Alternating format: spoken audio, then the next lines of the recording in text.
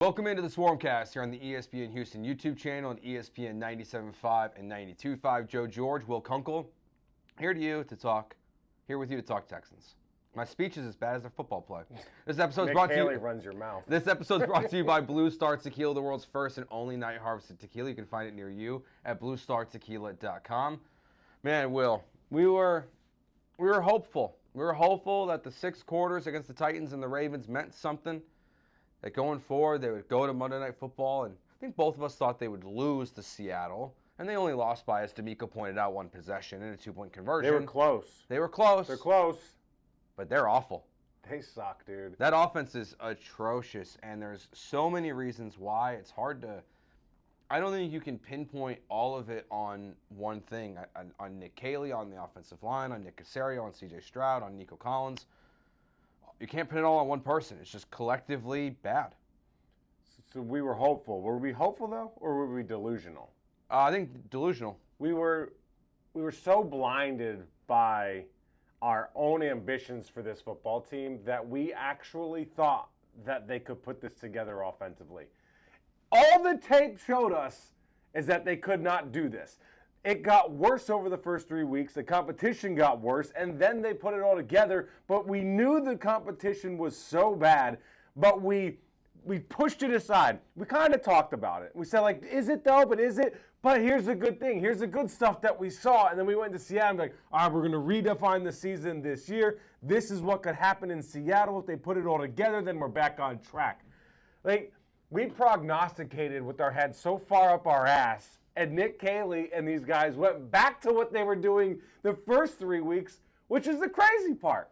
Yeah, it's like I think that the ultimate optimist view was I said 2-2. I mean, so obviously that's still very much in play, but don't do that. It is mathematically. But like it is like you can win. It's over. Like it's over. But the season is not like 2-2 in this 4-game stretch. That's still possible. But do you think it's possible, or do you think it's?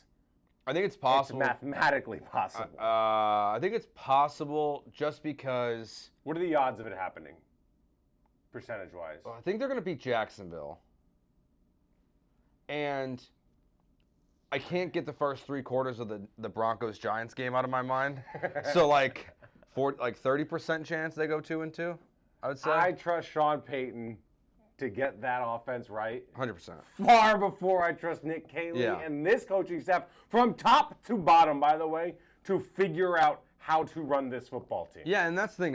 It's not just Nick Caserio. It goes up to DeMeco as well. This is an organizational, okay, you had 15 days, you had a bye week to figure out what happened in those last 2 games that can translate to the rest of the season, and they couldn't do any of it. I mean, the offensive line, that's the worst they've looked this season, in my opinion, because every time they tried to run the ball, Leonard Williams and company were pushing them 2-3 yards into the backfield. But then Nick Caserio just kept trying to run it on 3rd and 1 and 4th and 1 and all these stretch short plays. Yeah, I get. He's just. They called him stubborn on the broadcast. Is Stupid. what I think it was Louis Riddick called him. I don't even know. I just don't think he has he doesn't have a bag. No. Like Andy Reid's got a bag of plays that he knows he can go to whenever he needs to get something done in any situation, no matter who they're playing. Nick Caserio doesn't have that, and now part of that's again personnel. Part of that's what's the offensive line, but to run similar plays over and over and over and over and over again and get the same result is exhausting. I mean, even in the garbage time touchdown that they got that still gave them a chance to win the game if Kaimi does his job. You're running triples, bunched to the left with 3 guys. 1 guy's coming to the motion on every single play. It was the exact same look on every single play. It just was, the offense is atrocious. You say Nick Caserio doesn't have a bag. You know what he's doing? He's raw dogging these flights. It's like when these people get on flights and just sit there. That's Nick, man. He's just chilling. I got nothing to do. I got nothing to entertain me. I didn't bring anything with me to do anything. So I'm staring right at the screen in front of me, the back of the seat. I took a video of Nick a couple times. I only posted one of them during the broadcast. The broadcast caught him just looking at his play sheet being just up against it. I think I think this is where we're seeing, I think it was a really good example of an inexperienced offensive coordinator in this game. I've just been screaming it. Yeah, it's just he looked like he just didn't have that when they were pushing back the offensive line so much, C.J. Stroud's running backwards. Like, he just didn't know where to go. That's another thing. It's like it's starting to spill over to people. Oh, yeah. That they're so ill-prepared going into games that now, I do think that C.J. Stroud's having a pretty decent year. I don't think he's the reason they are losing. He's not perfect. He's missing a lot of throws. He's not very good at identifying pressure. I don't know what he can or can't audible in and out of, but that's obviously not going particularly well at the line of scrimmage. So I'm not absolving him of his football sins, if you will. But I do think that in spite of the coaching, in spite of the offensive line, he's still able to make some plays. Like, he's still able to kind of be a playmaker here and there. It's not consistent enough, but who's going to be consistent with this offensive product? And something is always wrong. I had Cecil Shorts on the show live in the second half, and we just sat there and bitched for 2 quarters on Kicking It with Kunkel on YouTube. And we were like, there's nothing going right on a play across the board. So, for instance, C.J. Stroud's under pressure, bad. C.J. Stroud finds a way to escape, good. Nico Collins, open, good. C.J. Stroud finds Nico Collins. Nico Collins drops the ball, bad. Like, something goes wrong multiple times on a given play to where there's not enough good consistently to drive down the damn field and score points. Yeah, it's all bad. Like you're right. Like, it's a great way to put it. That even in the moments where there are good things, there's breakdowns around it. Like there is just, even if you got good protection for CJ in a moment, guys aren't open. Like there's just everything that can go wrong for the Texans offense is. What's the worst part of everything you saw though on Monday night? When you walk in the building, good football teams, I said this on Kicking with Kunkel, so if you watch that show, sorry, but when good football teams walk into the building, you know how you're going to win. You know exactly what your identity is and how you're going to attack this defense this week and what you're going to do to win. When the Texans walk into a building, they hope that the offense figures it out, it clicks, and they can do enough to get the win and let their defense carry them to the finish line like a firefighter with a burn victim across the line. That's what they're hoping. They don't have a plan. There's no rhyme or reason as to why they're doing anything. It is just hope, wishes, and dreams that the offense maybe figures it out on a given week. There's just no identity to the offense, and it's infuriating to watch because you know that when the Chiefs are up against it, Patrick Mahomes' time. You know that when the Eagles are up against it, they need a yard. You know exactly what they're doing, no matter what you think of the push. Back in the day, the Broncos, when they needed a yard, it was that offensive line and Terrell Davis. They were just going to run it down your throat. Like, you know what the good teams are going to do, and you can't stop them. I have no idea what the Texans are going to do, not because they're confusing and super witty, because they don't know what they're going to do. And that's the most frustrating part. Yeah. And we are now in week 8, and they don't have an identity, and they are still trying to figure it out. Well, ironically, they said they were close to finding it before the bye week or during the bye week. Always close. Always close. But here's the irony behind that. If you're always close, you've never arrived. Yes. I mean, like their 4 losses this year are all within a touchdown and now a touchdown and 2-point conversion. Because their defense is so good. Yes. If the offense was competent, they win those games by double digits. Yes. And they're undefeated. Yes. That's how bad the offense is, and they set themselves up for failure because they don't have anyone in the building that can now help Nick Caserio, and that's what I have ranted on for weeks. I took a 2-week hiatus to enjoy the successes that the offense had against crap opponents. That's another thing. Those teams are historically bad, the Titans and Ravens, and they proved that. The Texans are nowhere near the top of the NFL. They're at the bottom of the NFL, and that's who they're competing against. And now they have no way to adjust. They have no one in the building where they can point to and say, that's our guy. And we set ourselves up. God forbid Nick Caserio didn't work. Yeah, the biggest concern for me with what we saw in this game is, and I'm sure we'll hear more throughout the week, is just what their decision-making process is. I don't understand it. They can, DeMeco, when he was asked by the media on Tuesday, I think it was, about the left guard situation, why they're rotating Laken Tomlinson and Juice Scruggs after Juice Scruggs had just won the job the previous 2 games before that and was better than Laken. Competition very different. Even though the Titans have a good defensive line, he went back. He's just like, I just like rotating them, basically. So dumb. And it's like, why did you do that? Why did we see Braxton Berrios become a much bigger role in this offense all of a sudden come out of the bye week? Not just on the offense, but also on punt return. Why was Jalen Noel not on kick return? Why are we seeing Dare Ogunbowale have the most snaps he's had in weeks? And yes, well, like the one drop was like it was a tough throw. It would have been an incredible catch. But there's also plays where CJ Stroud's getting pressured, and there's a Seahawks defensive lineman coming right at Dare, and he's whiffing the block. And it didn't really affect the play, but if you watch the play, you see that he can't pass block, which is something that was a problem from week 1 with the Houston Texans. So it's like they reverted back to everything to the beginning of the season, and it just doesn't make any sense of why. Like how you came out of the bye week thinking the things that were going so well for us for 2 weeks, opponents, yes, they acknowledged that. They knew it, internally at least. Why go back to what was happening in the first 3 games in any capacity? And it starts with the left guard position. It's just, to me, it's poor planning, it's poor coaching, and it's illogical. Whether it's DeMeco, Caley, Popovich, whoever's making that call, it's the wrong call. Like Laken Tomlinson is not good. Drew Scruggs might not be good either, but he's better than Laken. Shouldn't be rotating your left guard. It doesn't make any sense. It's almost like they said, all right, this is what we want to do this season. It didn't work, and then they had kind of adjusted, and it worked, but then they were like, all right, we worked out the kinks. Now let's do what we want to do. Bro, those were the kinks. The kinks were what you removed. And then you're like, let's get the kinks back in here and let's see what happens. It doesn't make any sense. It's like they thought that during the bye week they solved all those problems and just were going to run it back to the beginning of the season. And it's like it's not why they lost the game, the left guard situation, but to me it speaks to a larger of just question of the decision-making process of this team. And then that goes into what we saw in the game again, which is poor play calling, poor protection, poor pass catching from Nico. I mean, Nico now probably going to be out for at least 1 game, we would assume, in the concussion protocol, if not more than that. But it's now it's like you're going to be rolling out there against the Broncos and the 49ers and the Jags potentially with Jalen Noel and Higgins and Xavier Hutchinson. Like you're Iowa State. It doesn't make any sense to why Braxton Berrios goes from inactive to highly involved, getting crazy. More snap counts than the one guy outside of Nico that is actually making plays in Jalen Noel. Mm-hmm. What is going on with the snap?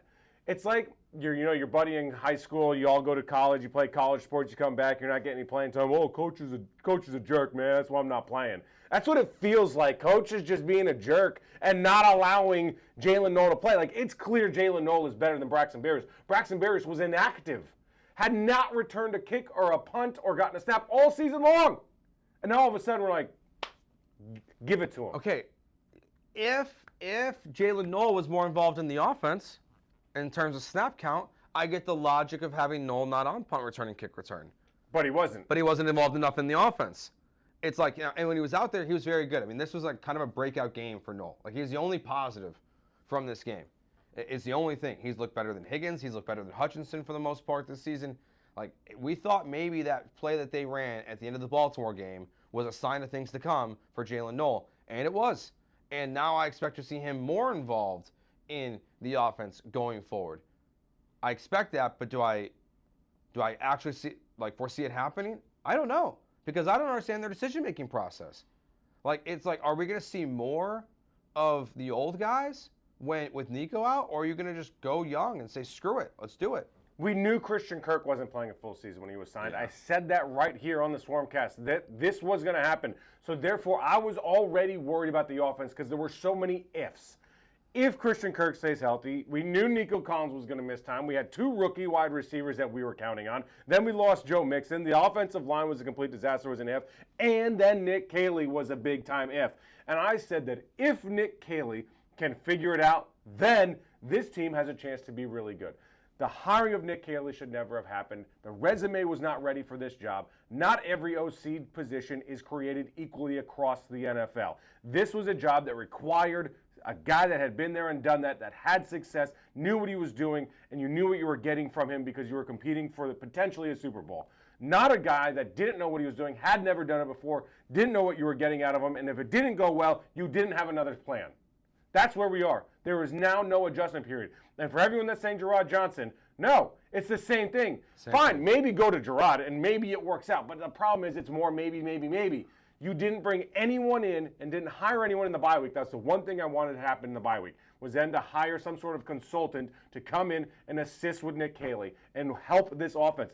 It needs help. It needs serious help. Like, it's like going to someone's house and they have a whole bunch of money. You're like, damn, but y'all don't know like what you're doing in here. It looks disgusting. You need an interior decorator. Nick Caserio needs an interior decorator because his house is effed up right now. It's horrible. Yeah, I mean, I was unwilling to take him off the hot seat from the last 2 games. I'm glad I stuck with my guns there because he can't be the offensive coordinator next year.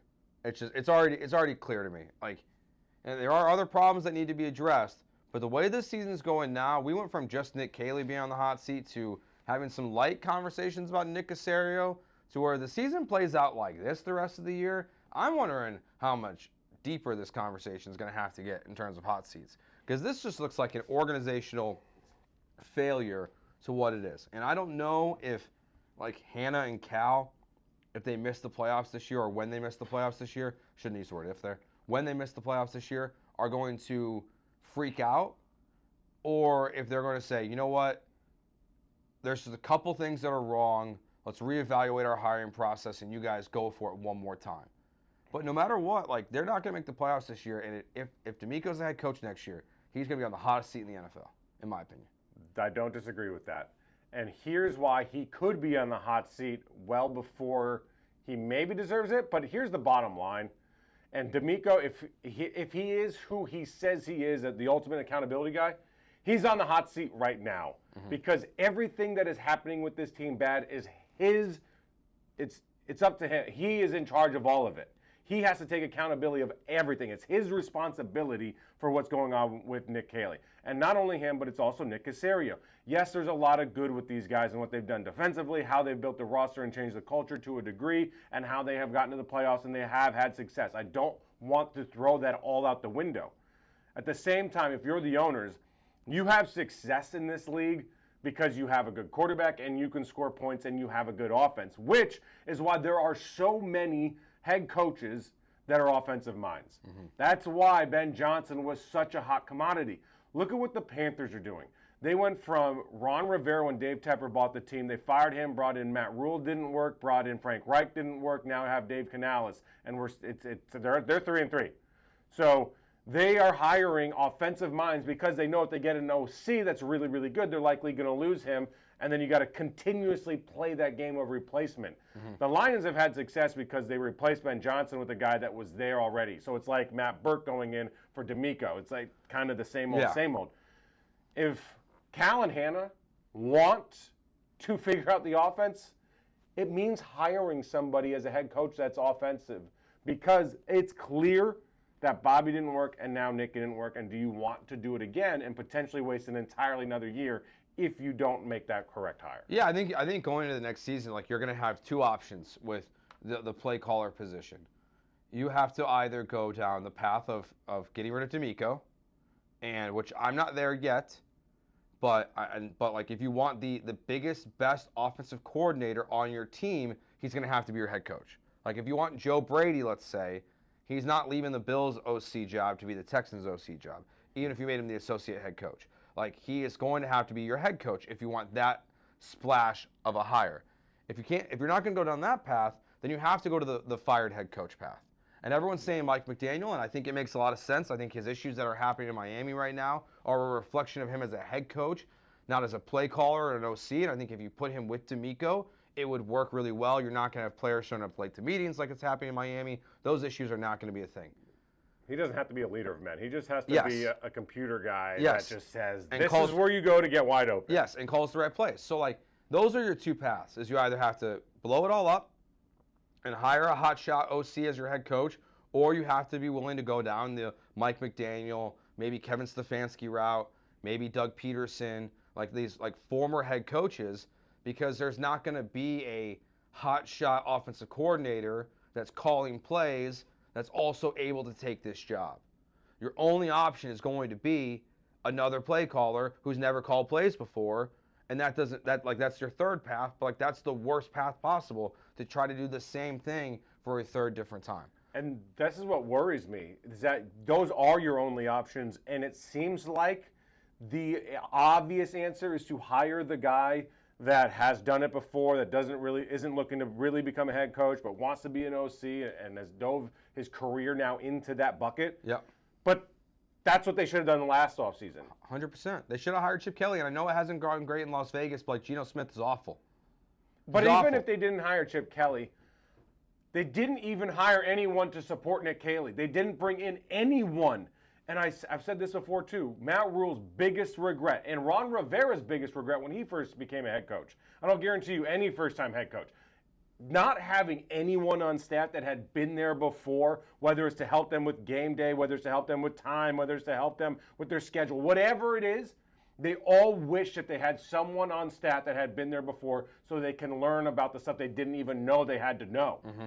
They didn't bring anyone on staff after it went wrong with Bobby. They just kept Bill Lazor in the same position to almost run it back, but take a step back. Mm-hmm.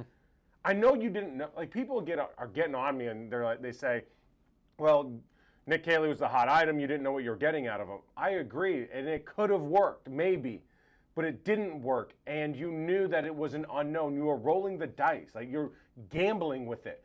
If you bring in someone like Chip Kelly, or if you bring someone like Doug Peterson, you at least know what you're getting. You know there is a body of work to work off of, and it's not going to be horrendous. And maybe it's not good enough, but it's not going to be to the point where, like, I don't know what I'm doing. Yeah, I mean, I think they knew exactly what they were getting in Nick Caserio in a way, because I know DeMeco is kind of falling on the sword a little bit about, like, the hiring process and saying, like, he has the final say in all this stuff, but, like, I can't get over the fact that, like, you've got a GM who played quarterback at John Carroll. You've got your director of pro personnel who went to John Carroll. Your offensive coordinator who went to John Carroll. Your passing game coordinator and Jerry Shaplinski who went to John Carroll. Like, Frank Ross. You can't ignore it. Frank Ross as well. And he's the only guy who's survived all of these. I forgot about Frank Ross. Yeah.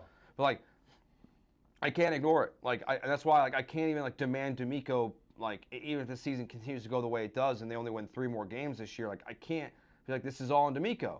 But that would take DeMeco Ryans having to go to the McNair family and be like, Nick screwed me, basically.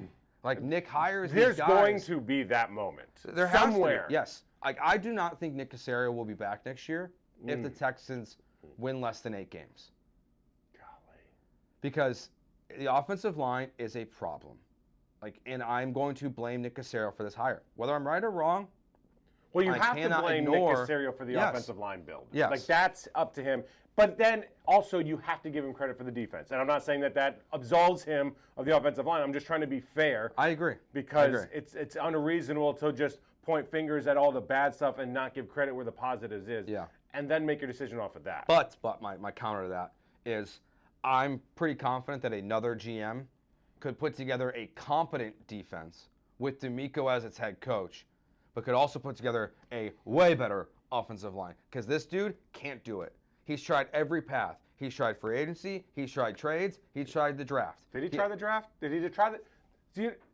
He didn't try the draft aggressively enough. That was my biggest. I agree. It wasn't done aggressively enough. You didn't pursue it with the moxie that you had to, knowing it was such a major issue and that you are knocking on the door of some major success. And that Nick DeMeco has talked about this before, and I agree with him, is that you win football games in the trenches on both sides of the ball, from front to back, from inside to out. And that is not what they did offensively. No, I mean, they drafted Kenyon Green. They've brought in, guys in the 2nd, 4th, 6th round who some have contributed, some have not. But, like, Blake Fisher barely plays, can't play him right now. Ariante, he's a rookie. Like, give him time to develop. I get it, but, like, he has not looked good at left tackle. Like, Shaq Mason was good for a year. Kenyon Green again was awful. Like, Ingram's been good. Jake Andrews is fine, but, like, it's not enough. It's not good enough. And I think even beyond that, like, you traded a 2nd round pick for Stephon Diggs, who's killing it right now in New England. But you got a bunch of dead money because you traded for Stephon Diggs and you immediately guaranteed his contract, and then he's gone after he tore his ACL, and you probably would have been better off just bringing him back at this point, because, like, your wide receiver room, Xavier Hutchinson took him until the Baltimore Ravens game to catch his first NFL touchdown. Jaden Higgins is starting slow, not super worried about that yet. But, like, you haven't really added to the wide receiver room in an impactful way in my opinion, like Tank Dell, it's unfair to criticize him for Tank Dell because that's not his fault. Because Tank Dell's awesome, but Tank Dell's not part of this future. And now, like, I watched this game versus the Seahawks, and I'm like, they got nobody open because none of them can get open. Like is it? I like debate myself in circles as to what the problem is, and it always comes back to Nick Cailey. I do agree. I think Nick Cailey is the okay. Like if you power rank this, I go Nick Cailey 1, Nick Caserio 2. Is the order there? Like I think Nick Cailey is the bigger problem here, that he's running an archaic offense, and then Nick Caserio for the offensive line, and then I'll just put the hiring process of Nick Cailey kind of involved in that because DeMeco again says he takes credit for and blame for all hirings. But like, why did anyone think that when they watched C.J. Stroud, their quarterback, that this Patriots system is the best fit for him? It doesn't make any sense. Does anyone else run this in the NFL? No. So like CJ aside, why did anyone think it would work in the NFL today? Drake May's not running this with Josh McDaniels in New England. Like, I don't understand any of their processes to this point, and that's where like Nick squared, see ya. Like, I think you got to move on this offseason. Like, I don't think it's even, to me, it's not even really a question at this point. You can even look at the draft this year. You're like, okay, you passed on Josh Simmons because you traded away your first-round pick to the New York Giants so they could take Jackson Dart. Josh Simmons from Ohio State is crushing it with Kansas City as their left tackle. You could have just taken him. Like, you deserve as much blame as for that as you do for taking Kenyon Green. Like, it's not just like, oh, you could have had Kyle Hamilton. Like, no, you passed on a left tackle who is dominating in the NFL as a rookie so the Giants could take a quarterback. And so you could have 2 seconds and a third. Like, that's what you got out of it? It's not good enough. It's flat out not good enough. And like, I think we'll see how reactionary the McNair family is, because in any other situation, I would say there's no way DeMeco Ryans is getting a third offense coordinator. It's insane that we have these. I know. This leash is so freaking long now with the Texans because it's so beloved. Yeah. But the McNairs operate so differently. I mean, last year when they hired DeMeco, or 2 years ago when they hired DeMeco, they were paying 4 head coaches. They're still paying Bill O'Brien and David Culley and Lovie Smith and DeMeco. So it does make sense to why, like, if anyone's going to get a third OC, it is DeMeco. But any other situation, like, that's not happening. That coach is getting blown out because the hiring process is flawed. It's interesting because if DeMeco has an OC, this team is likely undefeated. Yes. So do you want to throw DeMeco out? I don't really want to. You know what I'm saying, though? Because the good is for real. The good is top 5 in the NFL with what's been built defensively. Mm-hmm. But the hiring process to figure out the offense has been 32nd in the NFL. It's been the worst in the NFL, and that's the problem. So if you're the McNairs, I think what you do, honestly, is you take, I hate this, I hate this, I hate this, I hate what I'm going to say, and I hate myself so much for this. Forgive me, Lord. You need to hire a search firm or hire them yourself as the owners, and I hate the owners getting involved. I agree. But I shouldn't be the one that is like coming up with the ideas sitting here on the Swarmcast that are clearly better than what you have in the building from an offensive coordinator standpoint. This isn't hindsight. I said it in the offseason. Whoever you bring in, I don't really care as long as you believe in that guy. Just make sure there is someone in the building with some experience. Whatever that looks like, that's all I ask. They didn't even do that, and it seems like the most obvious thing. So if that's the most obvious thing and you can't even do that, surely Hannah can be like, that guy's called plays before him. Well, that's why I think they might luck into where, like, when Mike McDaniel gets fired in Miami, it's such the obvious hire. That doesn't mean it's going to happen. I know. That's the scary part. It's such the obvious hire that he worked with DeMeco in San Francisco. He has had success in Miami. It's not going well this year, but he's had success in Miami. You can't just look at this last year with Miami like it's all bad. Look how bad Tua is. Like that team is just falling apart. Like, it's such the obvious hire. In part because Mike is not exactly a leader of men. Yes. Like, to be fair, he's so much of a player's coach guy. Yes. But that's okay. It kind of gets washed away under the OC. title. Like, just design the plays, be a better leader, of course. Allow the players to be leaders in the building for you, like CJ and those guys, and just design. Yep, and that's all. Put guys in position. Like that to me is the best path forward for the Texans. Is just go get Mike McDaniel, because you can say like go get Joe Brady or go get some other hotshot offensive coordinator. Like, but you're not going to get those guys. They're like not leaving. Why the hell would he leave Josh Allen? Well, I'm saying I know that. I as the know. head I just coach. mean like, oh.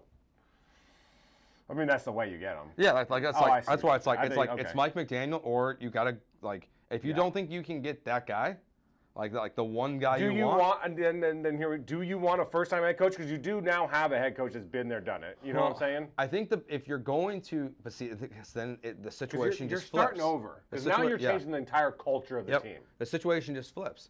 Like if you hired a Joe Brady, for example, if you were to go down that path, which again I don't think they should go down.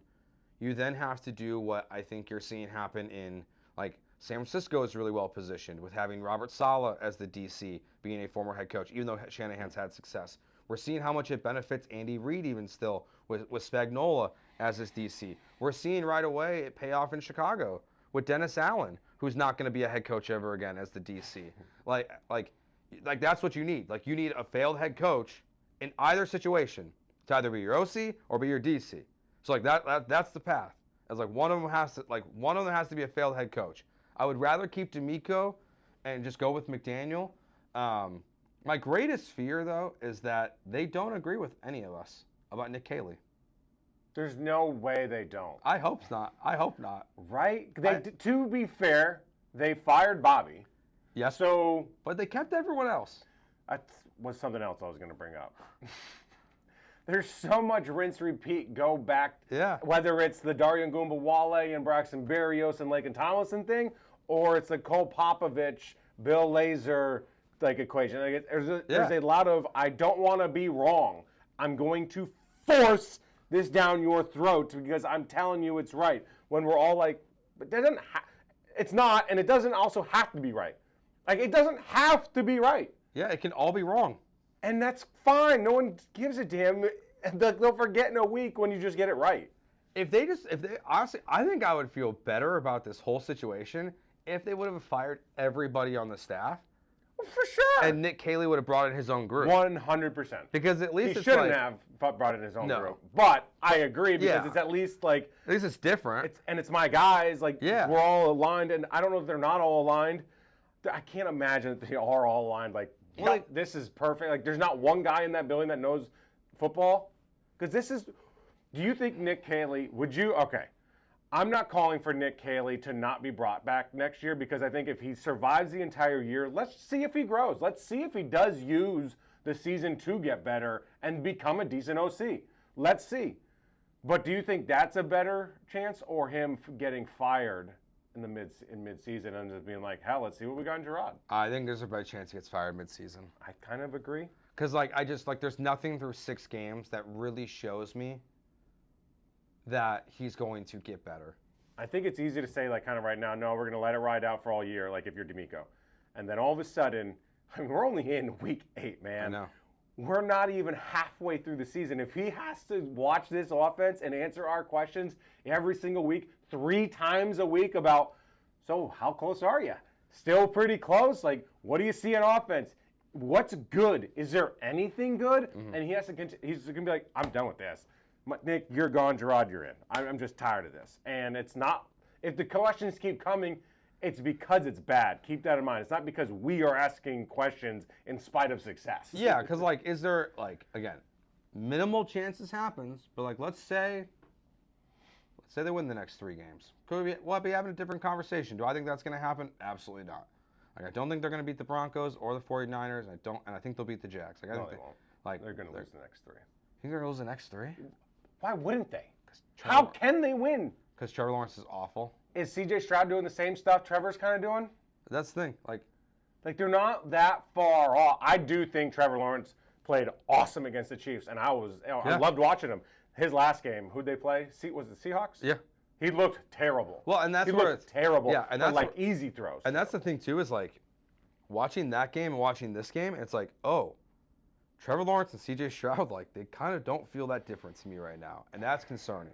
Like, I think C.J. has played well in moments. Now, the Seahawks, I think the number, I think it's 71 pressures against the Jags and the Texans combined is what the Seahawks did.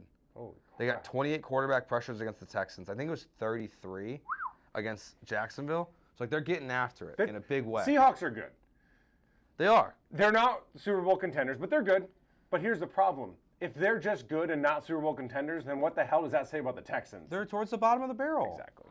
That's the bottom line. Like, let's just be realists about this. Nick Caserio is bad. DeMeco Ryans can't make a hire. Nick Caserio screwed up the entire offensive line. The Houston Texans are not a good football team.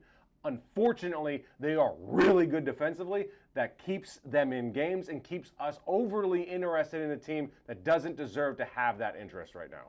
Unfortunately, the Texans, to me, their biggest counterpart in the NFL right now is the Cleveland Browns.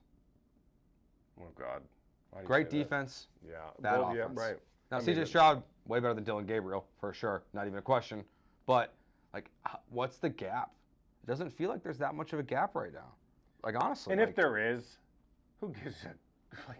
Yeah. It's minimal. It's irrelevant. You're not winning games. Because your offense is trash. And to that point, at what point do you look at like organizations that don't have success over periods of time? The Browns, now the Panthers, the Jets, the Giants now, like the Texans. They're just poorly managed franchises. Yes. From top to bottom. Oh, look, okay. Look, Cal McNair has gotten the biggest, like, rub in this fan base over the last 2 years. I mean, he went from Tommy Boy to, like, throwing the H's up and everyone loves his barbecue. But, like, just, like, 2 years, like, doesn't wash away all the sins of before. And, like, and that to me is, like, where, like, we're looking at this situation now, and I'm like, yeah, remember when they hired Nick Caserio, but they promised Deshaun Watson they were going to include him in the search process? Like, that wasn't that long ago. That was 2018, 2019, whenever Caserio got here? Like, that's less than a decade ago. Like, Nick Caserio's barely been here still. Like, and like even that process was flawed because of what they promised Deshaun, and then they went against their own word. Like, it's still, so, like, I think we're going to see the flip on the McNairs again, and that, to me, is that's when the heat gets turned up. Because they got ears. And they definitely got have ears. And, like, they're going to start hearing it from the fans, from the flagship, from everyone else, like, about what's going on there. Because, like, that's where I'm at now. I'm like, what are you going to do? Like, I credit them for not letting David Culley be the coach for more than a year, and Lovie Smith for being the coach more than a year, and paying 4 head coaches, and firing Bill O'Brien midseason. I give them credit for letting Bobby Slowick be fired. But now, like, what's next? Like, what are you wanting to do next to really figure this thing out? Because you're entering a point where they're going to have to answer a really uncomfortable question themselves that I don't know the answer to right now. And is C.J. Stroud, is he worth $55 to $65 million? Does he want to get $65 million from this franchise? That's another question that's going to happen eventually. Yeah, I mean, the way it's going right now, like, that's why, like, Does he want to be here? Are they failing him? Yeah, they're failing him, and I think he's done his part where it hasn't gone well. Like, I think he's got happy feet. I think he has regressed in a major way. I think I don't like the rule. So I think it should have been a safety. I know it's not against the rules. It's not, but it should have been a safety. Regardless, he ran backwards for 18 yards. And then, he lost where he was. And then he threw the ball backwards, and it should have been a Seahawks touchdown if they didn't get a really lucky break there. Like, he's regressed in a big way, and it's not all his fault. But, like, is he worth $55 to $65 million right now? Like, my answer would be no. He has to play out his fifth-year option and then potentially get paid after that, and maybe even after a franchise tag. Is David Mulugeta going to let that stand? No, I don't think he will. I think he will force C.J. Stroud to be the Rams quarterback to replace Matt Stafford.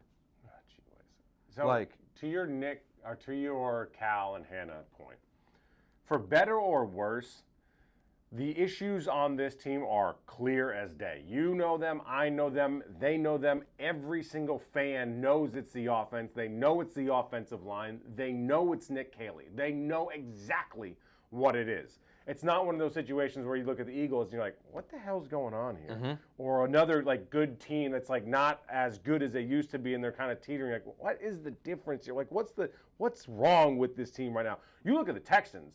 For better or worse, it's good because you can easily point it out, but it's bad because it's that bad. They can make that change very quickly, very instantaneously, independent of DeMeco and Nick. 100%. I totally agree. That's why, like, in the blink of an eye, whatever the trajectory is could change. Whether it's for the best or for like, oh God, they got involved and made the wrong decision. I mean, we're on that seesaw of what is about to happen. Yeah, I think the rest of this Texans season, like, while like there's gonna be a lot of people who like at this point get checked out because that's what a lot of times happens with these fan bases. Yeah. Like, it's just the reality. We all know it. Especially with the Rockets now starting. Yeah. And they're a championship contender. Yeah, and people will be worried about what the Astros are doing this offseason versus what the Texans are doing and making your eyes bleed on a Sunday. And fans don't show up for the Texans early enough for the game because they care about the game. It's a social event. They love the tailgate, and that's fine, whatever.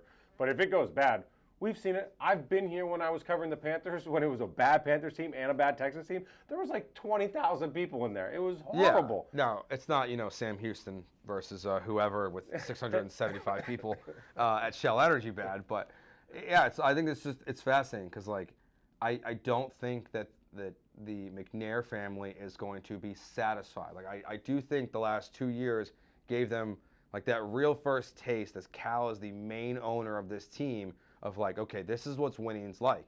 We want to expand on this, and now we're being held back. So it's like, if it continues this way, is like how many people lose their jobs this year, I think is fascinating. And I would anticipate it's going to be much more than just Nick Caserio at this point in the season. It's at minimum going to be your entire offensive coaching staff, I think, at the end of the season. But we got a lot of season left. Like, Will, in a weird way, like, I think it would be bad for the Texans if Nick Caserio started to figure it out. But if he figures it out, that's good. I'm not a long-term. It's good. I'm not a long-term believer, I don't think. If you're asking whether I think he's going to figure out, I don't think he's going to. But if he does, like, I'm willing to say, hell with everything we said for the first 5 weeks. Let's go into next year if we have a legitimate 2 months of like good offensive football. And, and we will all know what that looks like. I mean, if we're all like, damn, it's really a shame the first 2 months were a waste. If that happens, I'm in. I don't have a problem like scrapping my thoughts as I feel right now. Yeah. I'll say I'm wrong. I was wrong. Nick Caserio figured it out. It's too bad that it took so long, and it's a damn shame, and that's a different conversation. But hell with that. It's old news. Let's progress. Nick Caserio going into next year. Hell yeah, if it happens. I'm sure it's hell not betting my money on it. Yeah, no. No, I have like Bobby Slowick. They came out of 15 days. You mentioned this, and I know. That's. Imagine if they had a regular week. God forbid, a short week. I mean, I don't know. I can get over the fact that like C.J. Stroud has one touchdown against Mike McDonald. One. Remember, he was a DC at Baltimore. Years. Like, the first game of his career, disaster. The playoff game, disaster. This game, disaster. One touchdown in garbage time. 11 quarters of incompetent football from Bobby Slowick, Nick Caserio, and C.J. Stroud against Mike McDonald. Like, he's running the same defense, basically, and you got no answer for it. Like, that's part of my C.J. concerns, because, like, I'm not convinced at this point that, A, he wants to be there, that, B, he's a franchise quarterback, or at least the fact that he's worth $55 to $60 million. Like, I'm not there. Like, I am firmly in the camp, Will, of, like, you gotta fifth-year option this guy and let him play it out. And if Mulugeta wants him gone, call his bluff at this point. You probably disagree with this, and we don't necessarily disagree a lot on the show because the problems are so strong. I think C.J. Stroud looks better this year than last year, which makes him look like a better playmaker because I think he's making more plays in spite of everything. To where I'm like, I think he is a good quarterback. I think he is your franchise quarterback if you didn't suck so badly around him. Okay, so I don't totally disagree. I think he's playing better this year.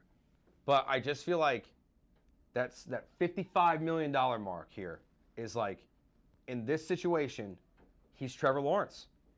Like, now, I think he's a better quarterback than Trevor Lawrence. So then if you don't give him the 55, then there's 3 guys in the NFL that overcome bad. Yeah. Patrick Mahomes, Joe Burrow, Lamar Jackson. I think there are other quarterbacks can elevate could elevate this situation. Can you get those guys? Like, how are you going to get them? That's what I mean. No. So, like, if you're going to get rid of CJ, how the hell are you going to get someone that does? I would just, like, I'm going to, like, with CJ, like, I would just wait it out as long as possible. Because, like, I think for the long term, CJ Stroud's the quarterback for the Texans for the foreseeable future. I agree. I'm just not paying him this offseason. Yeah, I agree. I just don't think he deserves it. Deserve or not, I don't, like, honestly, who cares about deserve? I know. You want to get ahead of the curve financially, and that's what Nick has done historically versus what Jerry Jones has done. He kicks it down the road and then overpays everybody. So, and that's where I kind of want a new GM too, is that, like, I don't know if I trust Nick Caserio to be the one to make that decision. Like, I would almost rather a new GM come in here and be like, no, CJ's not the problem. Here's your contract. Like, that's like, CJ, we're gonna fix this as a new GM. Like, we're gonna figure this thing out together. I don't know if I want Nick Caserio to pay CJ Stroud and then get fired after the 2026 season. Yeah, I think any GM would want to have CJ as a quarterback. I think so too. So here's what I would do. I would pay CJ as soon as you possibly can for the lowest amount of dollar that you possibly can. Because when you're looking at the totem pole here, it's Nick Caserio, it's the offensive line, it's some of the coaching staff, it's the other coaching staff, it's more players, and then it's CJ. Like, CJ's not the reason you're losing football games. Yeah. Sure, he can be better, and when you're this close, maybe that's the difference if CJ doesn't make this dumb throw here or the dumb throw there, and that's the difference, and those plays are magnified because, yes, you are technically close to winning the games, but in totality, you're really not. Like, we all know they weren't close to winning the Seattle game. So they look back at it, maybe. But I'd rather fix instead of the 6 plays that CJ had wrong, I'd rather fix the 48 plays that the offensive line had wrong, or the 55 plays that Nick Caserio blew going into the game and the lack of game plan. I'd rather fix the 55, 58 and get those down to like 20 bad plays, and then CJ still have the 6 plays that are bad. Like, even if you don't touch them. No, you're right. You're right. I don't know. It's going to be... Davis Mills is not the answer, though. People stop asking for him. That's crazy talk. I agree 1,000%, but also, like, why the hell not? Like, let's just see. That's how bad it is, and the season's honestly, lost. Like, it might just be like, for CJ's health, play Davis Mills. Yeah, anything, or just for entertainment value. All right, he's Will Kunkel. Where can they find you? Find me on TikTok. You can find me on Instagram, anywhere else. Just type in Kunkel and Kicking It with Kunkel on YouTube. We'll be doing a lot more with the Rockets as well because we're going to start shifting our focus a little bit here, I think. Because one team's good and one team's not. I'm Joe George. This episode's been brought to you by Blue Star Tequila, the world's first and only night harvested tequila. You can find it near you at plenty of bars and liquor stores right now in Houston. Just go to bluestartequila.com, look into the search bar, type in Houston, and you'll find it all around you. Thanks for watching. We'll talk to you next week. Peace.